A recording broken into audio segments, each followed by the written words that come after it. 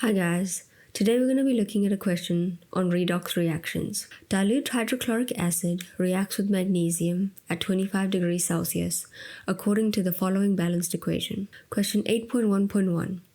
Use oxidation numbers for each of the reactants and explain why this reaction is a redox reaction. So we can start with the oxidation number of Mg. So Mg starts off as a solid, therefore it has an oxidation number of 0. And in the product it forms magnesium chloride, therefore it has an oxidation number of +2 in order to balance out the two chlorine atoms. The hydrogen, on the other hand, the HCl, the hydrogen has an oxidation number of +1 in order to balance out the chlorine ion. And then in the products, it forms H2 gas, having an oxidation number of 0. Therefore, this is a redox reaction because the oxidation number of H changes from +1 to 0, and the oxidation number of Mg changes from 0 to +2. Question 8.1.2. Write down the formula of the oxidizing agent in this reaction. So the oxidizing agent is the substance that is reduced.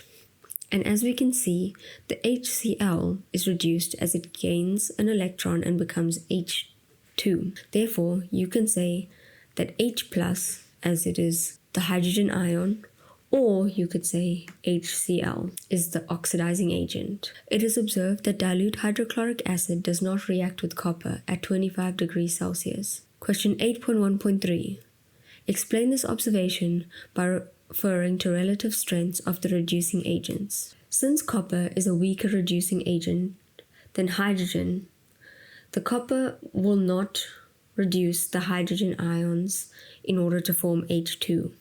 Therefore, they do not react. Question 8.1.4. Will dilute nitric acid react with copper at 25 degrees Celsius? Choose from yes or no. Explain the answer in terms of relative strengths of the oxidizing agents. So, if we look at our redox reaction table, we can see that the nitrate ion, so nitric acid, is a stronger oxidizing agent than copper 2+, the copper ion. Therefore, it will cause the copper to be oxidized. Therefore, a reaction will take place. Question 8.2. A galvanic cell is represented by the following cell notation. Question 8.2.1. Write down the balanced net ionic equation for this cell. So, the balanced net ionic equation, we start with lead solid, so Pb solid, and we add the Fe3+ ions. We then form the lead ions and the iron 2+ ions. And when we look at this, it's not really balanced as we have 2 lead ions and 3 over here. Therefore, in order to balance it, we put a 2 in front of both of the ions. A stronger reducing agent is now used with the same oxidizing agent under the same conditions.